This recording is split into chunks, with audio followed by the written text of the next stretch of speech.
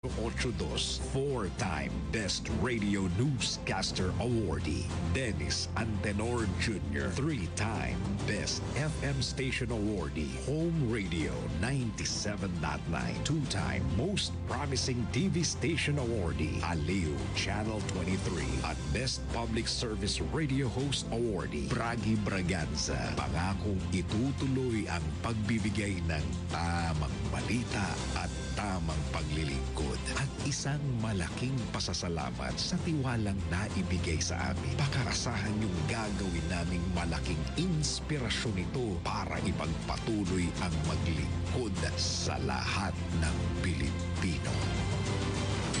Tayo nang isigaw ang sigaw ng sambayanan. Pinoy Gising! Bangon na! Tayo na! Dahil ang dami nang nangyari. Alamin ang mga balita. Alamin ang mga latest. Live na live sa DWIZ News Nationwide. DWIZ News TV at Aliw Channel 23. Nakalive din sa lahat ng DWIZ Digital Channels. Sino at ano ang mga pinag-uusapan sa lahat ng mga tumpukan? Sino ang mga trending at viral? Gisingin ang mga ugat. Gisingin ang mga dugo. Kasama sina Daryl Justin at Larmaine Barreto sa Pinoy Gising! 3 minuto na po, 3 minutes makalipas ang alas 5 ng Wednesday morning! Yahoy! Yahoy na tayo sa ating attendance check ngayong Miyerkules sa ating mga kasama online. Sorry po. Nagbabalita, naglilingkod sa lahat ng Pilipino. Aliw Broadcasting Corporation. Noon hanggang ngayon, 73 taon sa dagupan. 89.3 DWIZ. Nagbabalita ng tama, naglilingkod ng tama.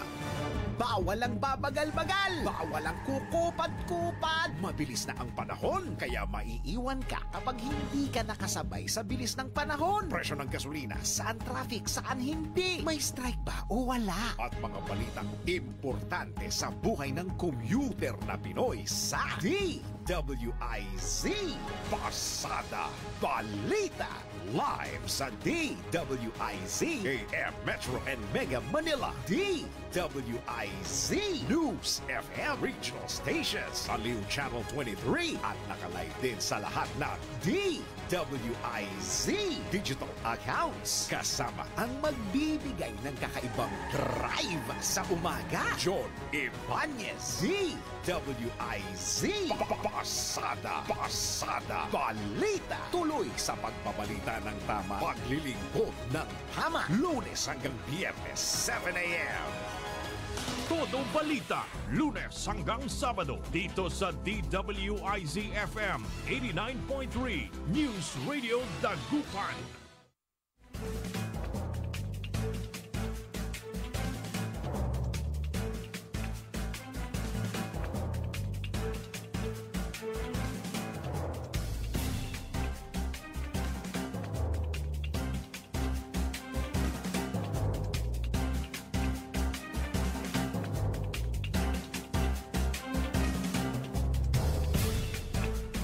Isang napakagandang umaga ang ating pagbati. Good morning, good morning, good morning, good morning, good morning, good morning, good morning, good morning.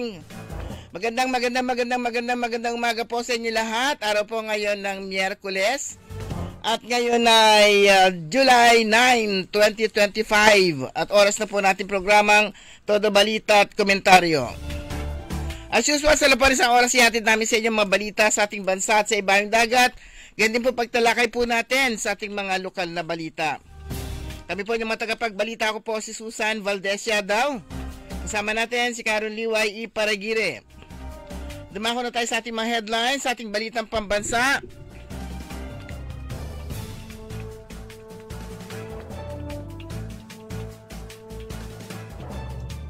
Illegal na online gambling, babaha kapag ipinagbawal daw. Todo balita. Binay, babawi ng 9 billion Makati subway deal. Chinese envoy dinikdik sa travel ban kay Tolentino.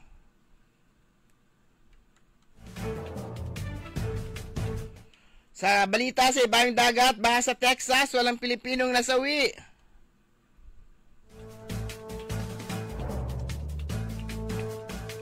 Todo Balita.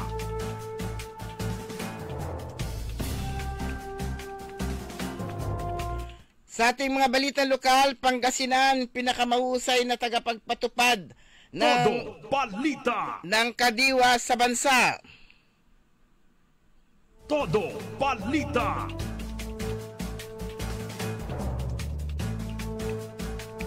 Mga meat transporters sa Region 1 magsasanay sa meat safety protocols. Todo Balita.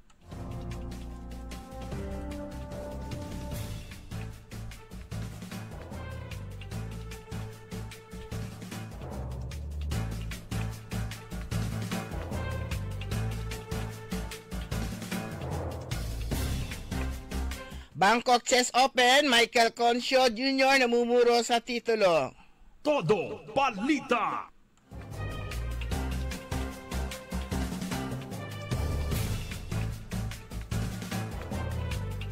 At ngayon sa detalye ng ating mga balita,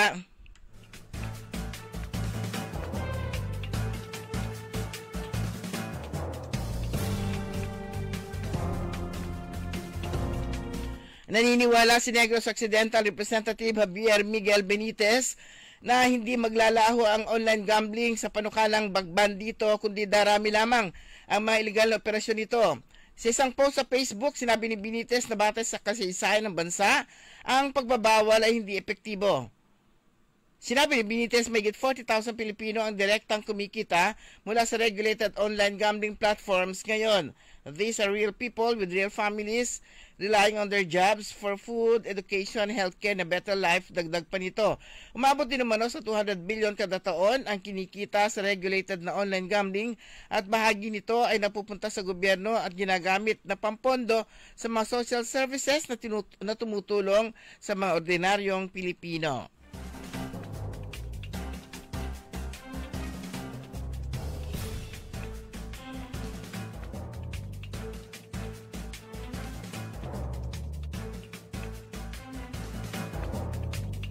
Iaatras ng bagong administrasyon ng Makati City sa ilalim ni dating senador at ngayon ay Mayor Nancy Binay ang 8.96 bilyong pakikipag-areglo na lunsod sa Philippine Infradev Holdings Incorporated kaugnay ng naudlot na Makati Subway Project.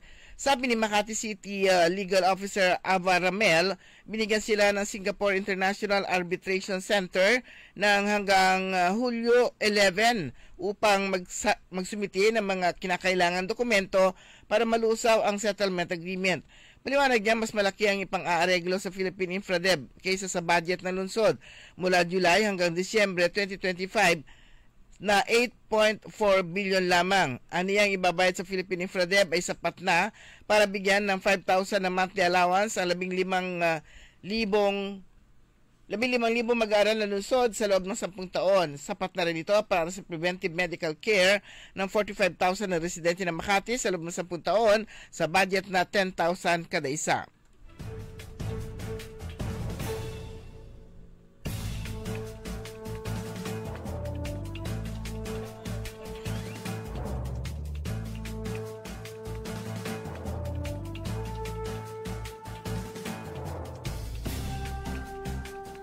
Ipinatawag ng Department of Foreign Affairs si Chinese Ambassador to the Philippines, Huang Zilian, upang ipabatid ang pananaw ng Pilipinas sa pinataw na sanction ng Chinese government laban kay dating Senador Francis Tolentino. Ito ay nihayag ni Palace Press Officer Atty. Claire Castro sa press briefing ng Malacanang nitong Martes kung saan ipinalalaan niya ng DFA sa Chinese Ambassador na pinapahalagahan ng Pilipinas ang freedom of expression at bilang pagkilala sa separation of powers.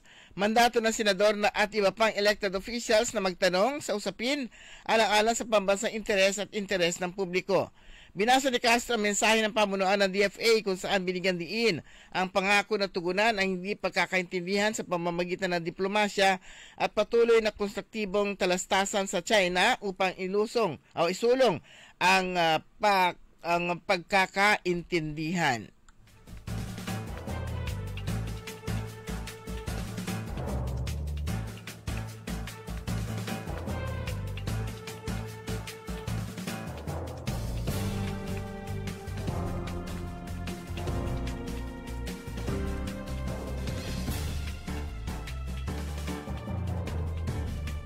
Malaki ang posibilidad na mahatulan ng negosyanteng si Charlie Atong Ang sa isyu ng mga missing sabongero kapag hindi umatras ang mga testigo ayon kay dating Ilocos Sur Governor Luis Chavit Singson. Sa isang interview sa Milyonaryo News Channel, naniniwala rin si Singson na walang kinalaman ang dating actress na si Gretchen Barreto sa mga nawawalang sabongero. Although nakikita naman sila na magkasama palagi sa sabong, but I don't think kasama naman sa mga nangyayari si Gretchen, wika pa ni Singson. I believe na investor lang si Gretchen. Sina Ang at Barreto ay tinuro ng testigong si Julie Dondon Patidongan alias Totoy na may kinalaman sa pagkawala ng mga sabongero. Sinabi ng testigo na ang mga sabongero ay inilibing sa Taal Lake habang sinunog at ibinaon sa lupa.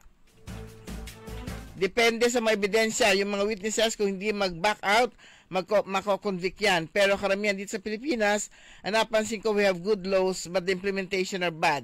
Maski natama ka, nababaligtad yan sa hustisya Pag natalo ka o nanalo, aakyat ka sa taas, nababaligtad pa din.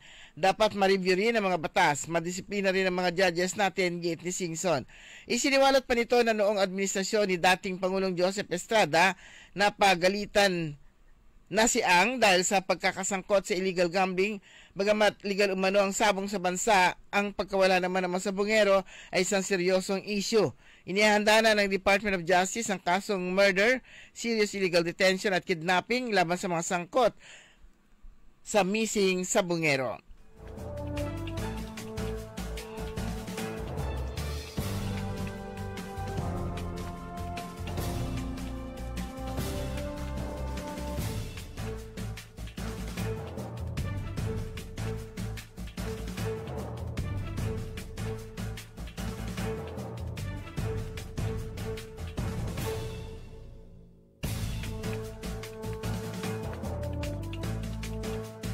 Naghain ng panukala si Senador Pampilo Ping Lacson para tiyaking patuloy ang pagtakbo ng pamahalaan kahit may sakuna o pambihirang pangyayari kung saan nasawi ang Pangulo at ang kanyang constitutional successors.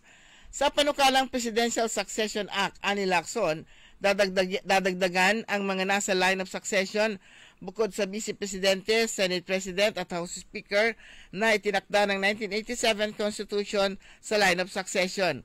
This bill seeks to provide an exhaustive line and order of succession in the event of death, permanent disability, removal from office, or resignation of the acting president to ensure that the office of the president is never vacated even in exceptional circumstances, ani Lacson sa kanyang panukala. Dagdag niya, mismong saligang batas ang nagmandato sa Kongreso na magpasa ng batas na kilalanin kung sino ang maninilbihan bilang acting president hanggang mahalal ang bagong Pangulo o Vice Presidente. Sa panukala ni Lacson na inihain sa 18th Congress bilang designated survivor bill, ang mga sumusunod ay magiging acting president kung sakaling mamatay o ma-disable ang mga opisyal sa nabanggit na saligang batas. Ang pinakasenyor na senador, base sa tagal ng serbisyo sa Senado. Ang pinakasenyor na miyembro ng Kamara, base sa tagal ng serbisyo sa Kamara. Miyembro ng gabinete na itatalaga ng Pangulo. Ayon din sa panukala, bago magkaroon ng pagtitipon na dadaluhan ng Pangulo, pangalawang Pangulo at ibang batas na opisyal, itatalaga ng Pangulo ang miyembro ng gabinete na at itatago sa lihim.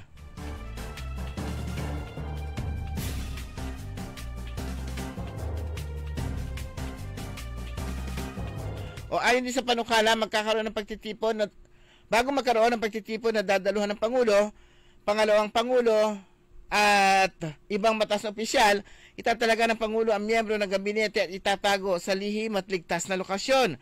Babantayan ng designated survivor ng Presidential Security Group at magiging acting president in the event of an extraordinary circumstance resulting in the death or permanent disability of the president and other officials.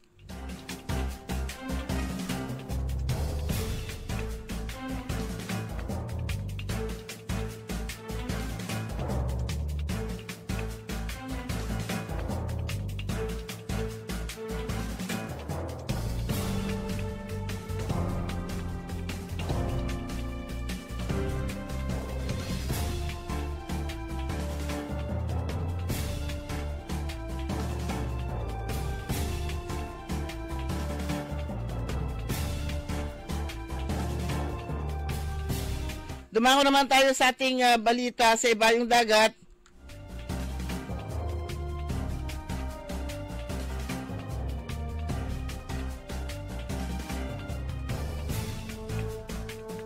Kinumpirma ng Philippine Consulate General sa Houston na walang Pilipinong nasawi sa malawakang pagbaha sa Texas. As of now, there are still no reports of any Filipino casualties.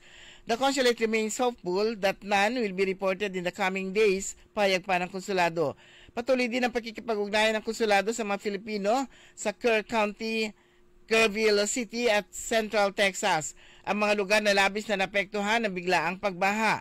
Habang nagpapatuloy ang search and rescue operation, nananatiling nakantabay ang konsulado lalo na sa Kerr County kung saan pinakamalubha ang pinsala. At ayon pa kay Texas Governor Greg Abbott, umabot na sa 78 kataong nasawi, kabilang 28 na bata, habang 41 pa ang nawawala sa maluwang na pagbaha.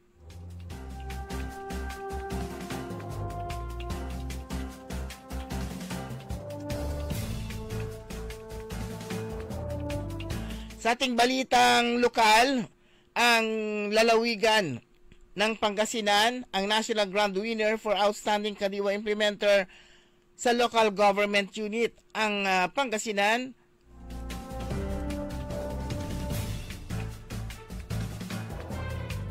na siyang Outstanding Implementer sa Region 1 para sa kadiwa na pinasimulan ng Department of Agriculture. Ang proyektong ito ay binigyan ng masinsinang suporta ng lalawigan sa pangunguna ni Governor Ramon Gico III sa pamamagitan ng Kadiwa Ud Kapitolyo. Ang lokal na version ay ginaganap 2 beses sa isang buwan, partikular tuwing ika-10 at ika-25 ng buwan sa Capitol Grounds dito. Ang Kadiwa on Wheels sa kabilang banda naman ay ginaganap buwan-buwan sa iba pang lokalidad sa tulong ng iba pang LGU. Iniulat ng Provincial Agriculture's Office na nasa 2,500 magsasaka at kooperatiba at asosasyon ng mangingisda ang nakinabang sa programa.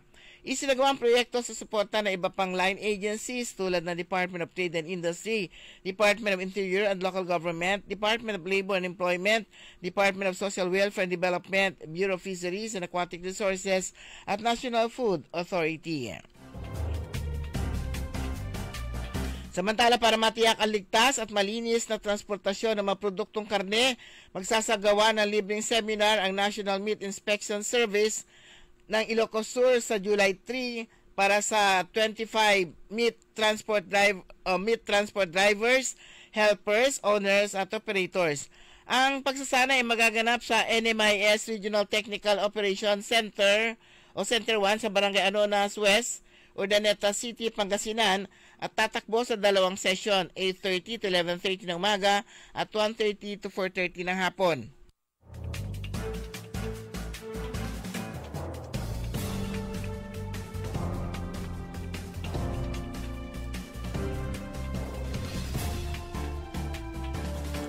Tanging ang mga nakatapos o makakatapos ng pagsasana ay makakatanggap ng sticker ng pagpaparehistro ng NMIS na nagpapahintulot sa mga meat transport vehicles na gumana ng legal.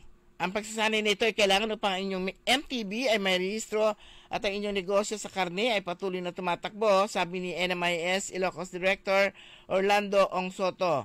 Mangyaring siguraduhin na dumalo kasama sa mapaksa sa seminar ang wastong sanitasyon at pamamahala ng cold chain, pag-iwas sa kontaminasyon at mga protocol sa kalinisan para sa parehong mga sasakyan at tauhan.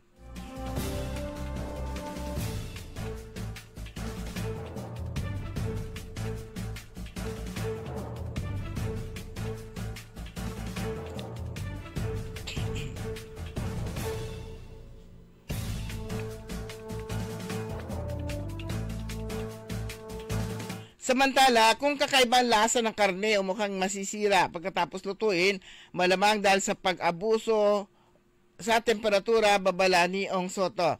Ang mga mamimili ay protektado sa ilalim ng Republic Act 7394 o ang Consumer Act of the Philippines na nagpapahintulot sa kanila na magbalik ng nasirang karne o maghain ng mga reklamo. Ang nagbebenta na tumanggi ay maaring maharap sa maparusa o legal na kahihinatnan.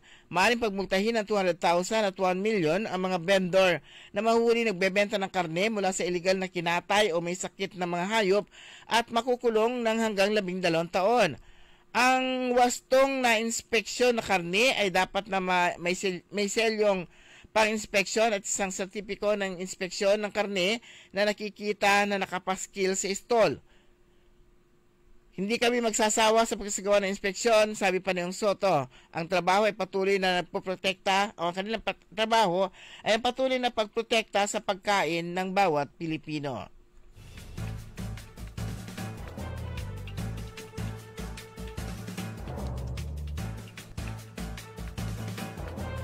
Mas maraming proyekto pang inasahang makikinabang sa mga mahirap sa lalawigan ng Pangasinan ayon sa pangako ni Governor Ramon Gico III sa kanyang panunumpa nung nakalipas na Lunes sa Season Auditorium.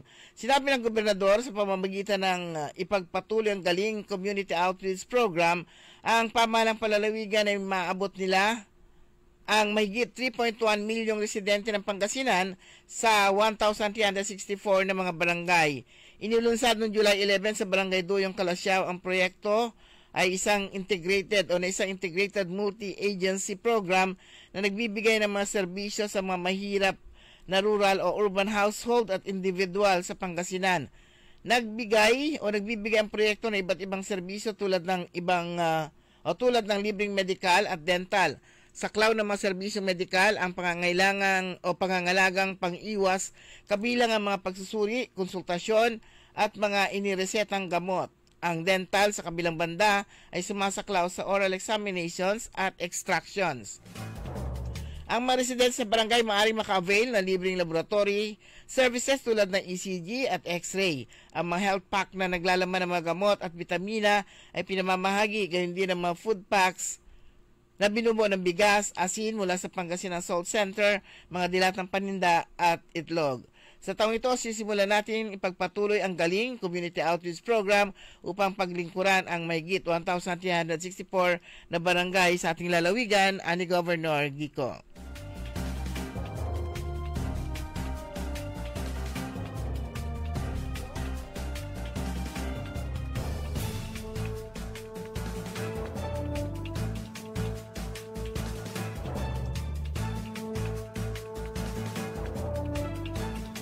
Sa ating balitang sports, alam ni 8th Division Champion Manny Pacquiao na hindi walk in the park ang kakarapin niyang hamon kay reigning World Boxing Council welterweight champion Mario Barrios sa July 19 sa Las Vegas.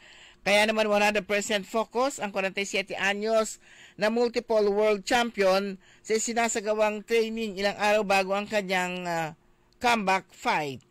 Sa ni Pacman, ang tanging dahilan para matalo siya sa laban kontra Barrios ay isang bagay lamang, katamaran. The dangers are when you get lazy in training, di ni Pacquiao sa panayam ng ring o sa the ring.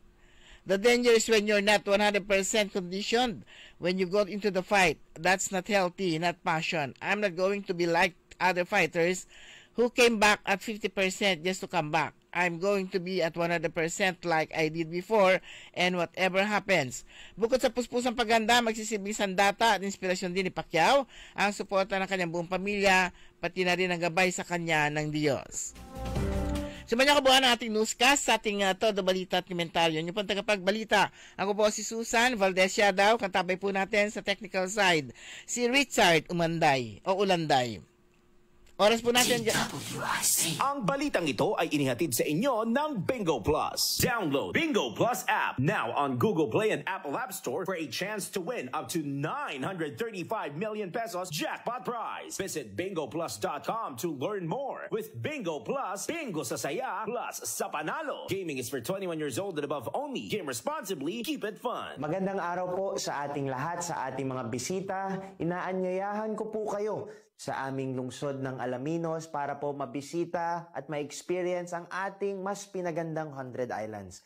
Marami na pong pagbabago sa ating mga isla at sana makita namin kayo dito sa aming lungsod para po makapag-swimming, makapag-enjoy kasama ang inyong barkada at ang inyong pamilya. Tara na! dito sa Alaminos City para sa ating 100 Islands. Ang patuloy na pagpapaganda sa 100 Islands National Park at lungsod ng Alaminos ay pinangungunahan ni Mayor Art Brian Celeste. High blood, salot, milyong-milyong katao na ang namamatay sanhi nito. Kaibigan, baka ikaw na ang susunod. Ni Mrs. Flor de Lisa Barbosa, ti Rosario, Santiago City.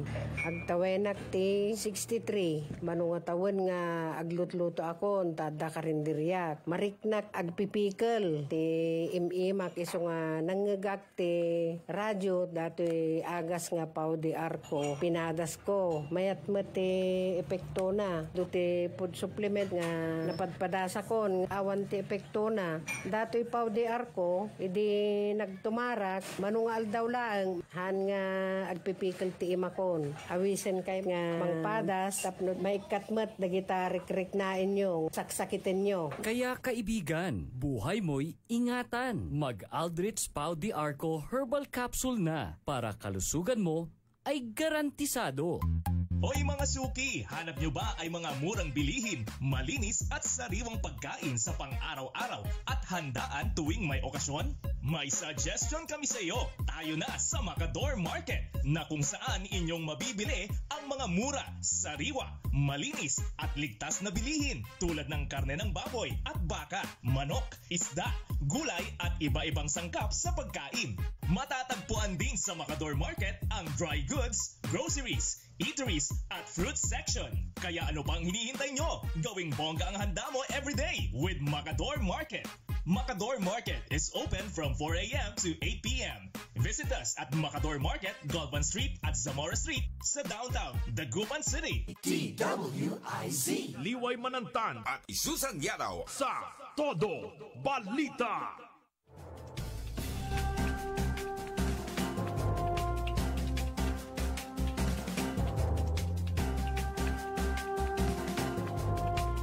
Oras po natin, ganap ng alas 5:29 at welcome sa ikalawang bahagi po natin programang Todo Balita at Komentaryo. Siyempre po, kami pa rin po ang inyong mga tagapagbalita. Ako po si Susan Valdez Yadaw. Ako naman po si Liway Manantan, Iparagiren. Mukhang maganda na yung ating panahon. Tama ba? Medyo lumiliwanag, kaya lang medyo madaya kasi ito eh. Papakita siya ng liwanag, tapos mamaya kukulimlim, mamaya aambon. Pero sana dire-diretso na kahit makulimlim eh hindi siya umambon o kaya umulan. Ayan, si Richard, patawag natin ng Pag-asa. Pag-asa. Kasi nung araw ba yun? Yung Lunes ba yun, yung halos walang pasok lahat ng mga walang pasok. Diniklarang walang pasok ang mga paaralan. Wala namang gaanong pag-ulan. Nung umalis ako dito ng alas 11, masalimot niya, sumisikat na si Haring Araw. Sumisikat lang. Merong sikat rays ng ng araw, tsaka nagbublo na yung langit. Pero pagdating sa Alaminos, wala ding ulan. Pero nung bandang hapon na, mga 4:30, palayo na ng palayo napupunta ko, sa may Bani, papunta ng Agno, malakas na yung ulan. Sa bagay, di ba? Ang Western Pangasinan talagang ulanin siya. Pero nung pabalik na ako, wala na naman. Kaya hindi ko alam kung ano nangyari dito sa Dagupan yung araw na yon. Dito sa Dagupan, chill lang ang lagay ng panahon. Yun nga, hindi mo biglang aambon, maliwanag, parang kahapon, o maaliwalas ang umaga. Kaya yung mga construction workers tuloy ang kanilang trabaho dyan sa PNR Road. Maya-maya bigla umulan na naman. Pero yun nga, pag dito sa Dagupan, lang siya, singa manusutil labat. Oo. Meron kasi akong nabasang, saan ko na ba hinahanap ko yung nabasa ko yun eh. Dito sa Dagupan, merong announcement si Mayor Belen. Good news! Kwanto.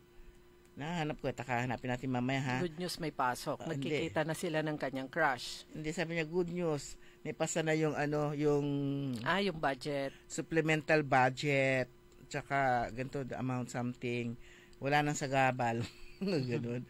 Good news. Kaya yung binasa ko yung mga comments. Kala ko naman yung good news, walang pasok. Sabi niyo mga karamihan ng mga karamihan majority yata ng mga nandun.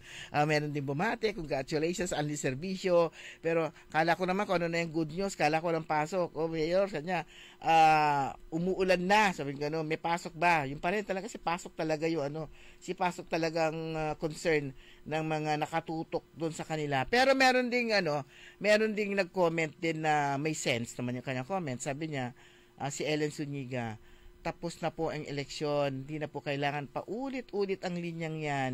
Siguro yung yung wala nang sagabal. Bahagi po ng trabaho nyo yan, kaya talagang wala nang dahilang bumalik sa sisihan para sa tahimik na takbo ng buhay, politika sa Dagupan. Sa totoo lang, nakakaumay ng mga isyong ito, please lang po. Wala po akong pinapanigan, nais lang po ng matahimik at magkakasundo na pamumuhay. Marami na pong gulo at bangayan sa mundo. Di ba pwedeng kumilos at magtrabaho na walang panunumbat? Kailangan natin ng political maturity na bilang pinuno ng syudad. Dapat magpakita ng magandang halimbawa. Trabaho lang ng trabaho, tigilan ng panunumbat. Wag asal bata, please. Show them the way. Thank you po. Sabi niya, tapos meron siyang pangalawa. By the way, Mayor, kapuri-puri po ang clean-up drive na ginawa niyo sa market and City Hall area. Nagkaroon ng semblance of what a city should look like. Congrats po. Pakisunod naman po yung harap ng plaza. Nanunood po ang amoy ng lansa at panghe na unang napupuntahan ng madaming mamimili dito po sa Dagupan. Sana umpisa at mapanatili natin ang kalinisan at disiplina sa syudad. Siguro po, Mayor, tuloy na sa paglago at pag-asenso ng Dagupan at sana mag-isang tourist destination na rin ng Dagupan City. Sabi rin nung yung nag-comment na, pwede ba? Tama na, wag asal bata. Show them the way, please. Ganto. Tama naman. Yung sabi niyang nalinisan ng palengke, actually, ang na-clear out ay Galvan Street. Sabagay, for a long time, may mga paninda kasi doon, kaya siguro sabi niya palengke. Pero ang Galvan kasi ngayon, wala na yung mga ukay-ukay, wala na yung baratilyo, at saka clear na yung area. Plus yung mga sidewalk vendors na dati nang andon, na-clear out sila. Yung baratilyo forever. It's not the Malimgas or yung Galvan. Ay plano ko pa namang pumunta sa palengke ko, itsura na ng malinis na palengke. Galvan 'yon, yung nawala na yung cleaner lang nila, nagkaroon ng kasi tapos na yung 5 buwang So wala na 'yon, plus yung mga nagtitinda ng karne, ng mga chicken dito sa side malapit sa basta yung stretch na 'yon. Wala na sila noon, kaya malinis na. So, yung akala niya siguro talagang palengke yun. Pero yung tama naman yung sinabi niya dyan sa may harapan ng plaza, matagal ng problema yan eh. Malansa, kasi nga, dyan nagpa-park yung mga delivery trucks ng mga isda at yung mga sasakyan ng mga bumibili ng mga isda, yung mga namamakyaw. Siguro, magkano kaya ang parking fee nila?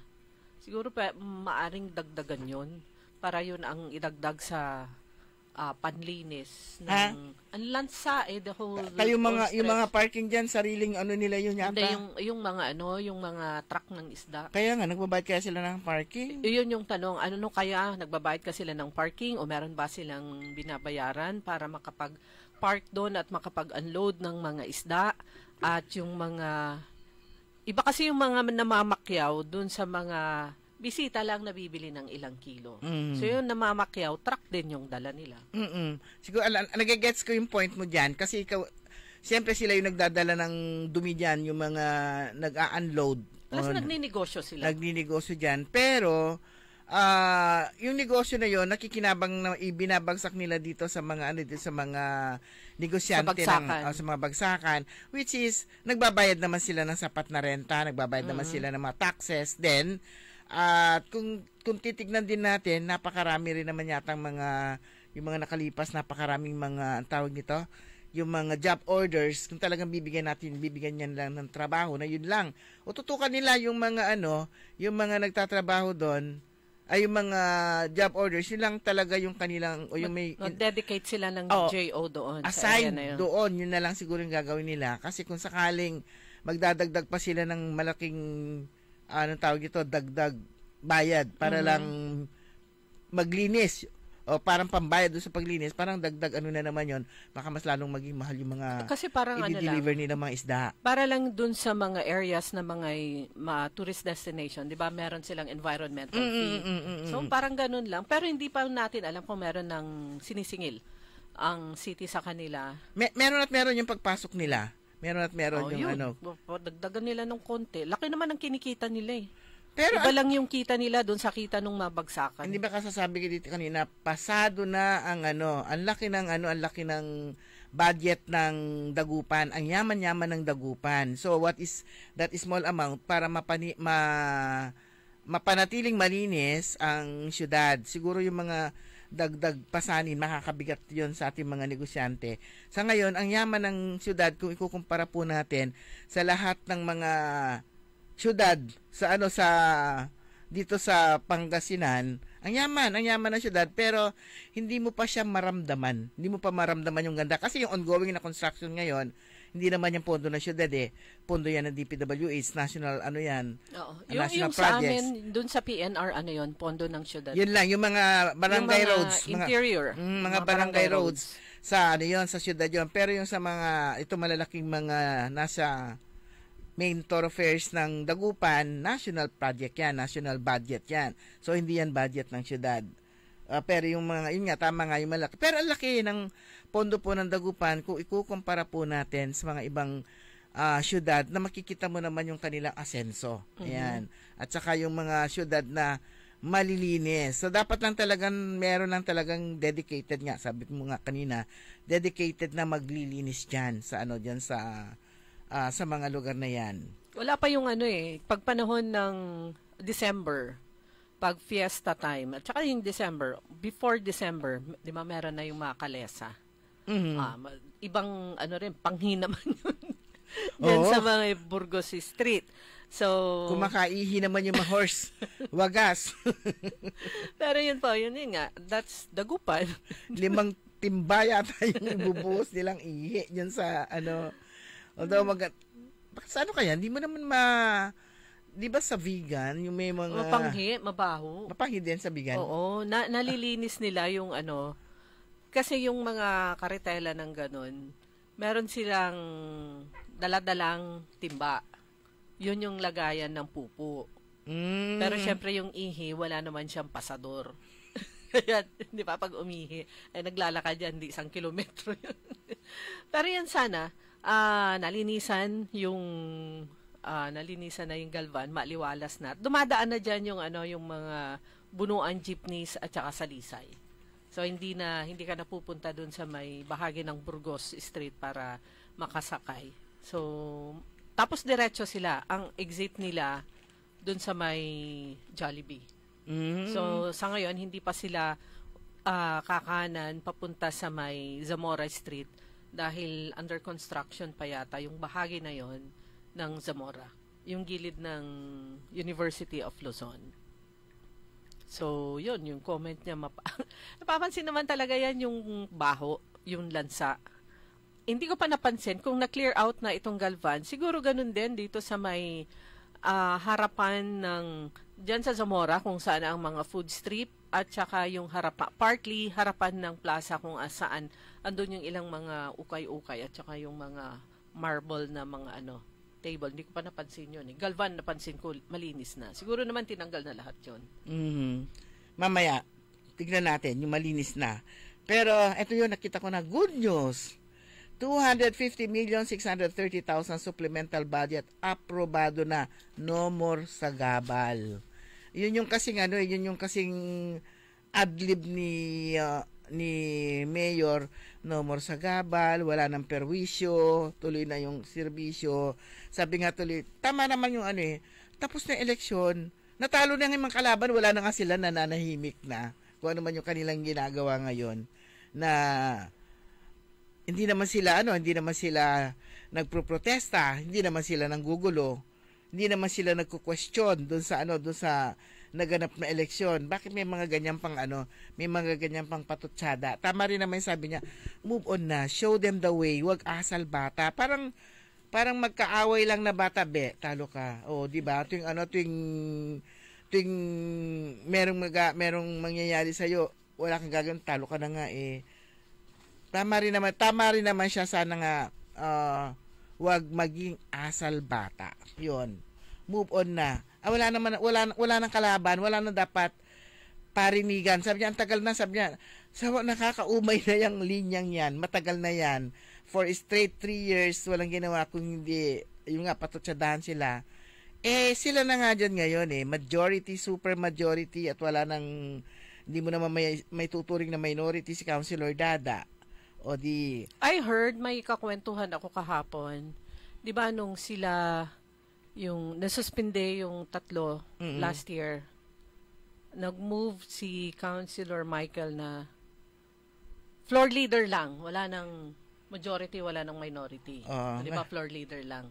Yung kakwentuhan ko kahapon, kasi hindi ko alam kung anong ganap ngayon sa Sanggunian. Wala na rin ganun. Wala nang... majority, minority. Floor leader na lang din. So, basta super minority si Councilor Dada. Wala sa pangalan, wala sa title. Yun lang, basta walang majority leader, walang para basta lang... yung role ng majority, siguro kay Councilor yun, majority floor leader, baka kay Councilor Michael yun. Yung floor, di ba? Kasi inalis nila yung majority floor leader lang para hindi lang ma-recognize yung majority. Ngayon, siguro ibig sabihin, yun na, basta wala nang... floor leader lang, wala na rin minority. Parang ganun. Okay, sige. So sabi niyo, good luck sa kanila. Hindi nila alam ginagawa nila. Sabi nung kausap ko kahapon. Tagal-tagal na naman lang ng counselor, kailan pa naging ganyan, ganito. Ayan, observation po yan. At komento ng mga taga-Dagupan. At yung mga nasusubaybayan yung mga ganap sa Dagupan. Grabe naman. Pwede ba? Pwede bang matuwa naman ang majority ng Dagupan sana? Na sila ay majority. Na sila ay majority. At saka yung mga marami ang nasaktan. Alam naman po natin ang bilang kung ilan ang boto ng mga LIM. Ilan yan? 58,000 ba? Kung ilan man yan. Sabi mo ng 10,000 lang, 10,000 yung mga sinasaktan mo na Dagupeño kapag ka ganon. 58,000 yan na bilang, although mas marami nga yung bilang ng majority dahil nga sila yung nanalo, meron pa rin malaking populasyon pa rin po ng Dagupan ang sinasaktan kapag ka sinasaktan ninyo yung kanilang mga sabihin na nating mga sinuportahan. Ayan. Sana nga yung wala nang naririnig kasi nga wala naman na sila, hindi naman sila nagsasalita. Wala naman silang sinasabi. Kaya yung pagpaparinig o yung tama na. Parang tama na. Peace lang, peace. Mas masarap pa rin yung peace, love. Walang hatred, di ba? Pero mga kaibigan, bilis po na oras natin. Ganap na po alas 5:45. DWIC. Ladies and gentlemen, the new face of your favorite restaurant in Dagupan City. The original party place in town. The Music Warehouse Club, Dagupan City. No need to go to Manila's top bars like Silo and BSK Club.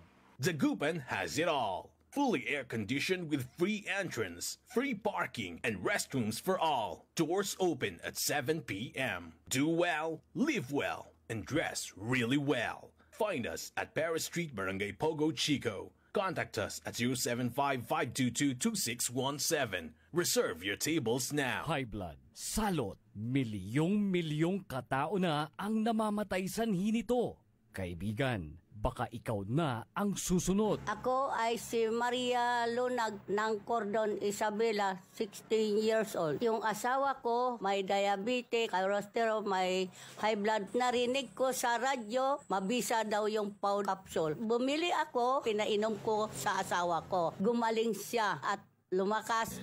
Kayo mga kabarangay ko, gumamit na kayo ng capsule. Kalusugan mo garantisado. Kaya kaibigan, buhay mo'y ingatan. Mag-Aldrich Pau de Arco Herbal Capsule na para kalusugan mo ay garantisado. Uy Suki! Mananap kayo na mamuran sa saliwan? Malinis tan sariwan panangan para agaw-agaw yapon siya no walay okasyon, walay suggestion meet si kayo. Galila at Macador Market, yadiman makasaliw na mamura, sariwa tan malinis yasasaliwan niya karne na baboy tan baka, manok, sira, pising tan nanduruman Ricardo para panangan. Narumog yumot at Macador Market susaliwan na dry goods, groceries, panangan tan walamat sulakuan na prutas. Anthony Serenso alagaran nyo, gawa yun nanduruma supon sayo agaw-agaw at Macador Market. Lukas agaw-agaw sa Macador Market, manlapot alas 4 at palbangon, hanggang alas 8 yalabi. Bisita kila at Macador Market, Galvan tan Zamora Street, Jad Downtown at Syudad na Dagupan. DWIZ Liway Manantan At Isusan Yadaw sa Todo Balita. Oras po natin mga kaibigan, alas 5:47 na po ng umaga at kayo pa rin ay nakikinig sa Todo Balita. Kasama nyo pa rin Liway Manantani Paragiret. At Susan Valdez daw. At hindi naka-on yung mic. Yan, at Susan Valdez daw. Kahapon mga kaibigan, ginanap na yung groundbreaking ceremony para sa Grand Summit Hotel Pangasinan. Ito po ay under sa Robinson's Land. At yung ito po ay tatayo dun sa katabi lang ng Robinson's Pangasinan sa Calasiao. Malapit sa sa side malapit sa Dagupeña. Ito ay 5-story hotel with 100 rooms at saka nakikinita ko na maraming events na pupunta na, magdadatingan na dito sa lalawigan ng Pangasinan. Sabi nung isa kahapon, alam niyo yung sa yung isang hotel dun sa kabila na ito naman ay homegrown. Parang fully booked, sabi niya, kahit mahal fully booked. So meron ito, tapos yung isa pang hotel na matagal na dyan sa Calasiao, gano'n abay-bayag laman, palagi din siyang maraming laman. Ay, dito sa sa ano na ba pangalan nun? Kumalo. Yung tabi ng PSA. Tabi ng PSA. Tapos, yun nga, ito ay 100-room hotel at saka meron siyang ballroom that can accommodate 400. Malaki yun. Isang convention na talaga yung gano'n. Tapos, marami siyang mga magagandang mga restaurants at iba pang mga amenities. Ang target nila ay construction ay 2 years. Maipasinayaan na to in 2 years. Ang sabi nga ni kahapon, sabi ni Mayor Patrick Karamat, nabanggit na rin niya to nung nung inauguration niya, nung inaugural speech niya na yung loss ng Dagupan at mga karatig niyang mga malalaking bayan at saka lungsod, ito ay malaking gain ng Calasiao, which is true. Yung mga mas pinipili nila ang Calasiao, syempre that would mean malaking tulong sa ekonomiya ng bayan ng Calasiao. Not only taxes, hindi lang naman para sa hotel yung tax ano pa mang mga negosyo na ilalagay doon, magkakaroon ito ng individual na business permit. So yan, ito yung 32nd na hotel ng Grand Summit.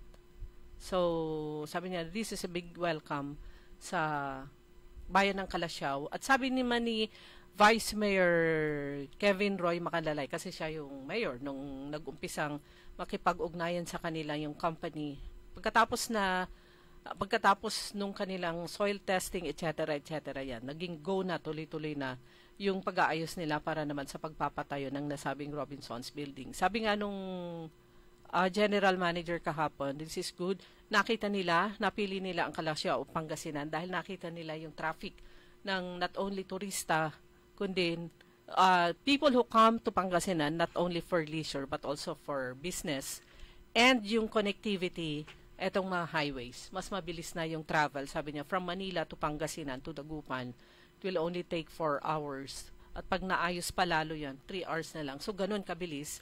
Kaya nakikita nila Pangasinan. Actually, yung iba kapag 3 hours na lang talaga So, yung mga mabilis mag-drive. So, yan yung sinasabi ni Governor Gico, di ba? Na connectivity,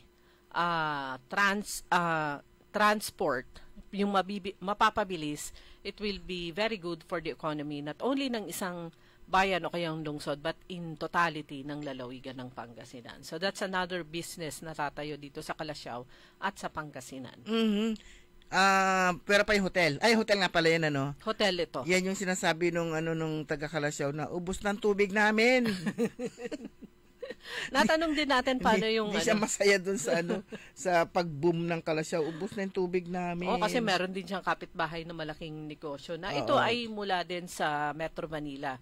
So natanong yung paano naman yung kanilang wastewater. Sabi niya, meron kaming facility na para ma-reuse yung wastewater.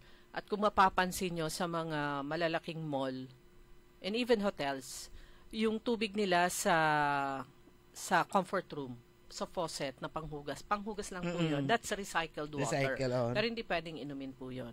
At saka yung doon sa sinasabing gano'n, parang nare-recycle din yung kung paano nila nire-recycle yun. Pero yun, bilis po ng oras natin, 8 minutes na lang bago sumapit ang alas 6 ng umaga. Nadako ako ng Agno nung nandun pumunta ako ng Alaminos. Napaluyos ako sa mapumunta na Agno at nakumusta natin. Isa lang palang pumasok. Si Prom Mayor, ang nanalo lang sa... Isa lang. Sa kasama ni Mayor Jan, isa lang. Buntot pa. Kaya nga. Ang nanalo po doon, si Mayor Jan Celeste at yung number 8. Kaya nga ang sabi, mas maganda yun kasi buntot at saka disakop mo. Sandwich. Sinakop mo. Pero ang ganda ng mukhang magiging maganda mukhang hindi naman siya mahihirapan. Kasi alam naman po natin, yung nga sabi nga nila, kapag hindi magkasama ang mayor at saka medyo pahihirapan. Pero yung dito sa Dagupan naman, parang iba rin naman kasi yung situation dito, parang case-to-case basis. Pero doon sa inimbitahan ng sangguniang bayan, si Mayor Jan, doon sa kanilang unang sa inaugural session nila at pinagsalita nila siya. At lahat nagsalita, nagpahayag ng suporta kay Mayor Jan, lahat ng mga councilors ng bayan ng Agno at maging si Vice Mayor. Kaya mukhang magiging maganda yung kanyang pagpapatakbo dahil unang araw pa lang nagkaroon na pero siyempre yung mga yon bago yon isinalang, bago nagkaroon ng ganun na situation, nagkaroon na ng pag-uusap kaagad. Executive meeting sa pagitan ng ng executive at saka legislative. At naging maganda. Pero hindi pala naging maganda yung kanyang doon yung pagtakbo niya. Nagkaroon ng mga news blackout. Binaril pala siya 2 beses. Talaga? Yung bahay. Kaya nga... I think nung the first time na napunta tayo doon, parang may meron na. Pebrero meron na. May mga kwento na tayong narinig na ganun. Pero mas malala pala yung election before yung parang isang gabi before na election, talagang pinaputukan talaga siya doon sa taas. Grabe naman. Talagang gumapang daw siya, gumapang talaga si May, pababa si Mayor Jan doon sa At buti na lang, yun, may mga security naman siya at hindi nakita. At meron din time na inambush from may bundok pa, may portion, talagang boulders yung sasakyan nila. Buti na una, yung ang tamaan, yung security, yung backup ni Mayor. So talagang nasira yung yung sasakyan, tinamaan. Nilaglagan sila ng parang ambush yun, hindi naman binaril, pero parang accident type naman. Biglang nagkaroon ng pagguho ng lupa. Ibig sabihin, pananakot. Oo, mga ganon. Pero ang doon, kasi yung iba lugar, pananakot pa lang or narinig pa lang, nagre-report na. Pero itong kanila kasi parang yung news blackout nila hindi nila ipinaalam para hindi na lang magkaroon ng takot. Tension. Ng tension. Dinaan nila sa matinding dasal. Oo, parang ganon. Kasi sabi ko nga, meron bang hindi siya naging di ba, hindi natin nabalitaan? Wala, kahit yung ibang mga news outlets dito sa Pangasinan, dito sa lungsod na active yung kanilang Facebook na bukod sa kanilang iniere ay naglalagay sila ng news sa kanilang mga Facebook page. Wala eh. Wala Pero nakapost. pero napalitan yung kanilang yung chief of police nung matik yun. Nung nangyari yon. Pero yung balita nga wala. Kasi kung nabalita yon, maaaring maging mailagay sila sa hotspot o talagang matutukan sila. Hindi, nanatiling pinili nilang tahimik na lang. Yon. Pero ngayon, sabi ko parang nakakatawa. Hindi, siguro dahil tapos na, okay na. Palagay ko slowly ay magiging maayos na lahat at swerte po ng mga taga-Agno dahil proactive, developmental yung pag-iisip ng inyong bagong mayor dyan. At madasalin. Plus, matagal na po kasing napag-iiwanan ang bayan ng Agno. Although meron na yung mga pinupuntahan ng mga turista, pero development-wise, very slow. At saka, pananakot talaga yun kasi natakot talaga si Nagkataon nung araw na yun, sabi niya parang first time niyang nandito yata, dumating yata yung mga kapatid niya, sinasamahan niya. So, wala siya doon. Itinago rin sa kanya, hindi sinabi sa kanya. Nung nalaman niya, meron lang may nagchika sa kanya. Nung nalaman niya, umiyak siyang tumawag at umuwi na. Talagang natakot, sabi niya, tama na. Uwi na tayo. Talagang, wala ka naman ng dapat ng patunayan. Wala ka naman ng ano pa ba yung dapat niyang patunayan? Parang lahat na anak nila stable na. At ano pa ba? Sabi niya, di ba sabi mo, pag magre-retire tayo, mag-enjoy na lang tayo. Parang gano'n. Naiyak patuloy ako na nakikinig doon sa kwento. Yun yung passion na niya. Yung kagustuhan niyang makatulong sa mga taga-Agno. Pero, at saka napasukan na niya yun Pero yun nga, sabi ko nga, napakapalad ng mga taga-Agno dahil hindi basta isang tao lang na tumakbo at maging mayor yung inyong pinili para maging mayor. Na parang ever since, parang hindi mo alam na bigla silang na magkakaroon sila ng maging public servant siya, magiging mayor. Ito si Mayor Jan. Pero sabi ko, hindi pala ng kanilang kung tama, yung pamilya mo talaga matatakot talaga number one para sa safety nga ni Mayor Jan. Pero mabuti na lang maganda yung bahay nila. Hindi pala tinatabla ng bala. Tsaka mataas yung yung pader nila. Oo. Kumbaga napaghandaan na para syempre later on yung privacy, mayroon lang portion na pwede yung ibang tao and the rest of the property ay private property. Pero antabayanan po natin yung mga darating na araw na magiging maganda na yung pagpunta natin sa bayan ng Agno. From Bani to Agno, I think ilang minutes yun? 30? Yeah, mga ganon. Parang parang Bulinaw lang siya. Pero maganda po kasi yung may mga portions na maganda na yung adaan papunta doon, mabilis na. May mga maluwang. Maganda parang ka lang nagda-drive parang airport yung kalsada papunta doon. Ben Gabo Bulianos, good morning. Cecilia Morante, Lynn Coronel, si Sir Napoleon Co, tsaka sina Daniel Richter, sino pa ba? Ernesto Basada. At Kuya Mar dyan sa may Barangay Tubang, good morning. At kay Kuya Mar Sabala dyan sa Highlander. Terry Ferrer, MJ Jimenez, Carlito Bandong, Brian Ochabe, Randy Manawis, Rodel Edades, Rafael Acosta, Romy Maniklang, Daniel Richter, Ramon de Guzman, Canto Graciel, si Grace Matro, si Mamata, nasa yata pa sila, nasa Baguio pa sila, Ma'am Rose at saka sina DC Vian, si JR, si Jerome, si Kuya Polly, at saka si Kuya Benji Tan. Ayan, eksakto 6:00 mga kaibigan. Wala na po tayong sapat na oras. Tita Ani, good morning. Wala na po tayong sapat na oras na tabayanan po ninyo. Susunod agad, early in the morning, makasama po ninyo si Karen Orly Navarro. Programang Todo Balita at Komentaryo.